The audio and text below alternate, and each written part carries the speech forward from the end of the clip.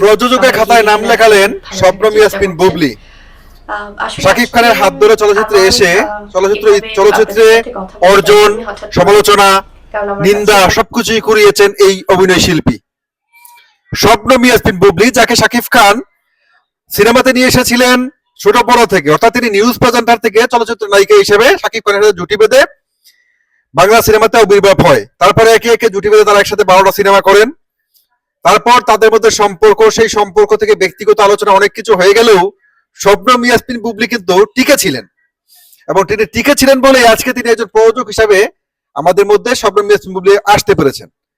শবনম ইয়াসমিন বুবলির এই যে লড়াইটা, সেই লড়াইয়ে কখনো আমরা তার সমালোচনা করেছি, কখনো তিনি আপস এন্ড ডাউনস এর মধ্যে গিয়েছেন, কিন্তু ফাইনালি আজকে যে শবনম ইয়াসমিন বুবলির যে নতুন পদযাত্রা, শবনম ইয়াসমিন বুবলি এখন একজন চিত্রনায়িকা থেকে তিনি একজন প্রযোজক, তার জন্য অনেক অনেক শুভকামনা শবনম ইয়াসমিন বুবলিকে। শবনম ইয়াসমিন বুবলি যখন কোনো নিন্দনীয় কাজে, যখন কোনো অপসংস্কৃতিমূলক কাজে লিপ্ত হবেন, আমরা অবশ্যই তার সমালোচনা করব, কিন্তু তার অ্যাচিভমেন্ট গুলোকেও কিন্তু, তার অর্জন গুলোকেও কিন্তু ছোট করে দেখার সুযোগ নেই।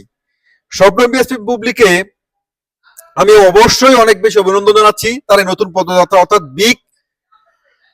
বিগ প্রোডাকশনস এর সাথে শবনম ইয়াসমিন বুবলির যাত্রাটা সুন্দর হোক এবং শুভময় হোক। গত পরশুদিন তিনি তার ফেসবুক পেজে একটা হিন্ট দিয়েছিলেন, এবং গতকালকে তিনি সেটার অফিসিয়ালি সেটা অ্যানাউন্সমেন্টটা করলেন। এখন শবনম ইয়াসমিন বুবলি যে প্রযোজক হিসেবে তিনি কতটা সাফল্যের সাথে বাংলা চলচ্চিত্রকে এগিয়ে নিতে পারেন এবং তিনি কি পদক্ষেপ নেবেন, শবনম ইয়াসমিন বুবলির সংস্থা থেকে প্রযোজনা সংস্থা থেকে প্রথম কোন কাজটা বের হচ্ছে। আমি শবনম ইয়াসমিন বুবলিকে একটা নোট দিতে চাই, আমি এটা আপনাকে বলবো ম্যাডাম, আপনি নাহলে কিন্তু অবিশ্বাসের পিছু ছেড়ে দেন, অবিশ্বাসের ব্যবহৃত পণ্যগুলো আপনি ব্যবহার করা বন্ধ করেন।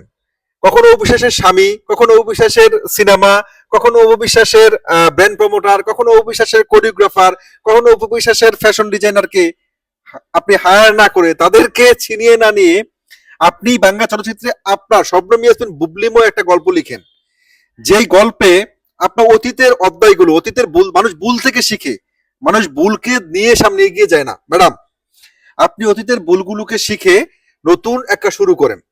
আপনার এই বিগ প্রোডাকশনস এর থেকে আমরা ভালো কিছু আশা করছি। আমি আপনাকে বলছি, আমি আপনার বিগ প্রোডাকশনস এর প্রথম যে মুভিটা আপনি করবেন, আমি প্রথম দিনের ফার্স্ট ডে ফার্স্ট শো দেখবো এবং এটার একটা অথেন্টিক রিভিউ দিব। আমি আপনার সুন্দর কাজের অপেক্ষায় থাকবো। ভালো থাকবেন সবাই।